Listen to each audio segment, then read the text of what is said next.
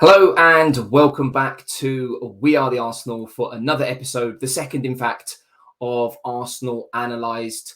A lot of good feedback on the very first episode, so it is something that I'm planning to run with for quite some time. I do hope everyone is well. I'm JC, for those of you who don't know, and today we'll be running through Arsenal versus Brentford. 2 wins on the bounce, a lovely little victory.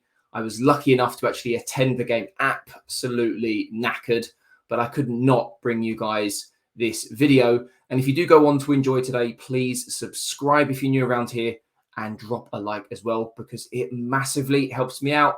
And we're going to go through all the usual bits and pieces, statistics, my thoughts on the lineup, reaction to the game, heat maps, all that good stuff that you guys are used to. So let's waste no more time at all and jump straight into things, shall we? So lineup wise, no real surprises there for me personally. Obviously, you know, Rowe was the obvious choice to come in and replace the suspended Martinelli. He'll be back and available for the Wolves game, another tough game coming up at home.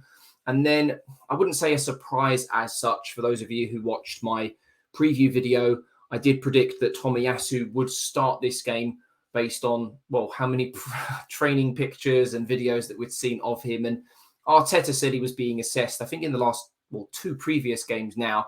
And Cedric got the nod. You know, if Arteta doesn't feel as though he's quite ready, I'd much rather Arteta not risk the player, especially when you've got some tough games around the corner. But when everyone else is fit and available, with the size of our squad at the moment, it really does pick itself. And even going down to the substitutions, you know, those kind of always pick themselves as well. However, there was a little bit of a surprise in there for me.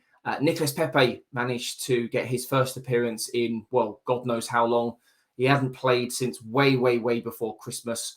Obviously went to AFCON and had some great form, scoring goals and creating a few opportunities as well. So he finally got his chance. He done okay. There were glimpses of what we saw of him at the back end of last season. But the big question with regards to Pepe is whether or not this is him on his final chance with Arteta in the club, or whether or not he's being put in the shop window. Because if we are looking to get any kind of money for him, I'd say the summer, with him having 2 years left on his contract, would be the sort of optimum time to do that. I hope that it doesn't come down to that. Hopefully we see a new Pepe based on what Arteta said, constantly smiling, great new attitude. So lots and lots of positives. And we will go through some of these players individually. Moving into the next section, statistics and tactics. So we've got Arsenal on the left, Brentford on the right. Slightly different format to the previous video. Didn't include the heat maps and positional maps of the opposition, but I think it would be pretty good to have a sort of like for like comparison. Statistically, Arsenal dominated. For those of you who watched the game, it was very clear to see that Arsenal dominated the game. And when we look at possession, shots, so on and so forth, no real surprises there.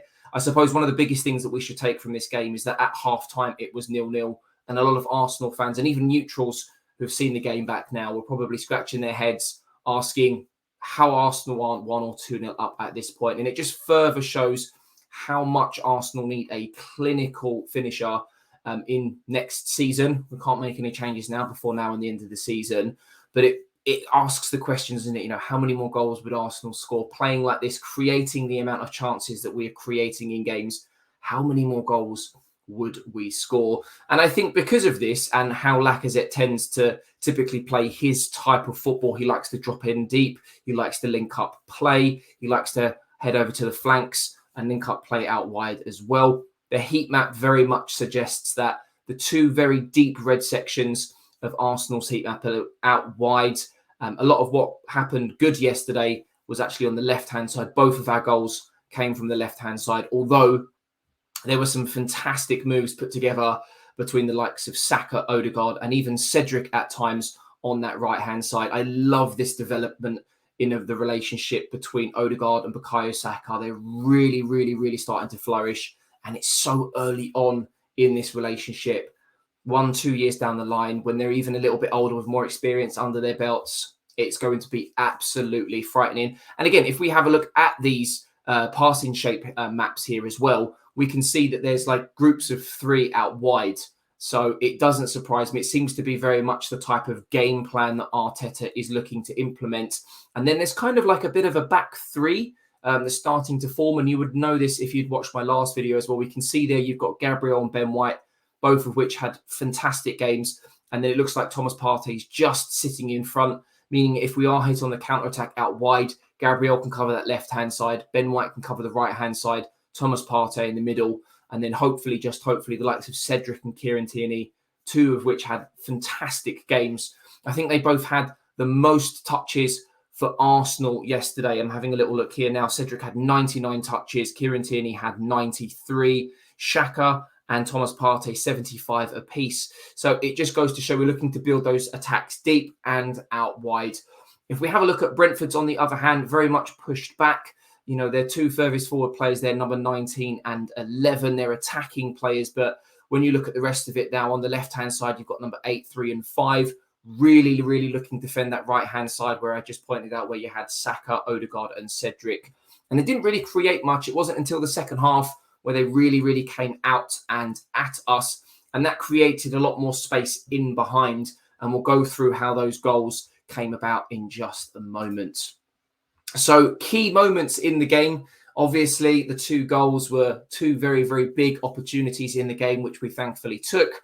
And in this first picture here, I've actually done a bit of a freeze frame before Emile Smith-Rowe strikes the ball. And the reason I wanted to highlight this is because the importance of what we're doing out wide at the moment. We can see here the player next to Emile Smith-Rowe is Kieran Tierney. So that creates a bit of a problem for the two Brentford players. Eventually, it allows Smith-Rowe to fly between the two players and nestle that ball in the bottom right-hand corner. He is now the first player since Cesc Fabregas to come through the academy to score 10 goals. And I remember at the start of the season, Mikel Arteta did say to Emile Smith-Rowe, set him a bit of a target to get between, I think it was 15 goal contributions in one season, which I think he's either done or not too far behind. And then very similarly in terms of the angle and where the ball ended up. The second picture here, we've got Bukayo Saka. A lot of people were screaming for Thomas Partey to pass this ball a lot sooner than he did. Thankfully, we can look back at this now, knowing that Bukayo Saka hit the ball in the back of the net. I don't think he could have hit it any more to the right-hand side. Otherwise, it wouldn't have been a goal. Hit the post and went in with his left foot. And another player who was, up until about 2 months ago, heavily criticised for not scoring enough goals in an Arsenal shirt. And over the last month or so, well, he certainly answered those critics. The third picture in the bottom left-hand side was Brentford's goal.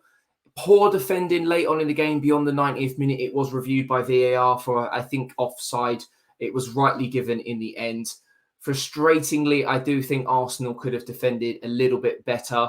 And, well, Ben White, Gabriel, Kieran Tierney and Cedric, who all defended excellently yesterday. Didn't really have too much to do when there were questions asked. They answered them very, very well. They're going to be kicking themselves a little bit that they conceded. It should have been another clean sheet. And I think this was an example of, well, Ramsdale's first real big mistake. He come running out.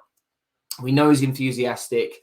And I think he just got the better of him this time because he quite literally went flying past the ball, didn't get anywhere near it. And it gives Brentford the opportunity to knock the ball into an empty net, which they did eventually do.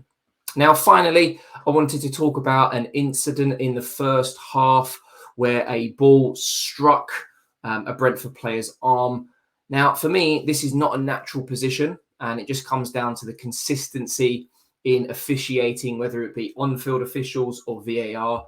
At this point in the game, it was 0-0. Obviously, we went in at half-time at 0-0. So it's really, really, really frustrating that in some games, these types of handballs, if you will, are given, and then in other games, they're not. So please do let me know down in the comments below. Was this the right decision? Are these the sorts of decisions that you want to see in future? Or, you know, would be giving these handballs effectively start to ruin football? I just like a few more decisions to go Arsenal's way, considering all of the poor red cards Arsenal have received over the last few months. Now, there are three players that I want to talk about today. I'm sure it was pretty obvious before watching this video who they were going to be. Bukayo Saka and Smith-Rowe, absolutely outstanding yesterday. And again, if you can take your mind back to those heat map, or that heat map that I showed for the team, and compare them to the heat maps of these individual players, there are absolutely no surprises there whatsoever, especially when you look at Odegaard's as well with Saka's. Smith Rowe and Bukayo obviously got goals, very much involved in the game, similar touches, 62 and 61 respectively. Passing accuracy, 81% for Saka, 85 for Smith Rowe. Bukayo Saka had one key pass. Smith Rowe, 2 out of 2 successful dribbles, and Bukayo Saka winning 3 out of 9 duels compared to Smith Rowe's 3 out of 8 duels. Two absolutely fantastic players, and they're hailing boys, which makes it all that much sweeter. Two top performances, and as I allude to in the thumbnail, absolute special players. And to think they're only in their early 20s, it's scary to think. Now, as I said at the start of the video, I actually went to watch the game, and the eye test is, well, it's huge. It makes a big difference. It's all well and good crunching stats and numbers, but sometimes the eye test is really what you want. And honestly, it's the first time I've seen Odegaard live, and I was absolutely blown away. His movement on the ball, his vision. There was one incident in the first half where he pretended to kick the ball, completely missed it. It went through to Saka. Then there was a 1-2. Saka got in behind. Honestly, the fact that we got this kid for 35 million pounds is an absolute, it's daylight robbery. It's absolute daylight robbery. So Real Madrid will be kicking themselves given that their midfield isn't getting any younger. And he's also been quoted to say that this is the most enjoyable time of his football career. So hopefully he sticks around, because he's 22.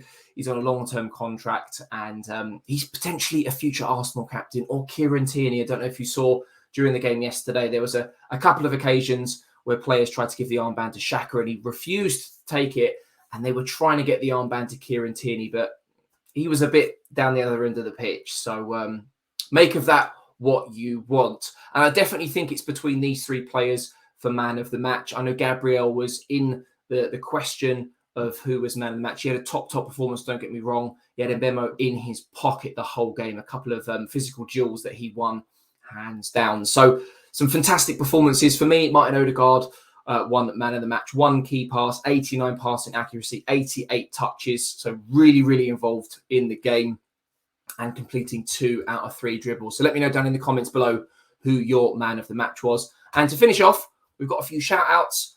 For those of you who don't know, I do a preview video and a tweet over on Twitter every single week asking for people's score predictions. All you need to do is drop a comment on the video or the tweet, whether they're right or wrong. You'll get a shout out in Arsenal Analysed after each game. We've got Judge Dredd the Law here. He went for a 3-0 victory.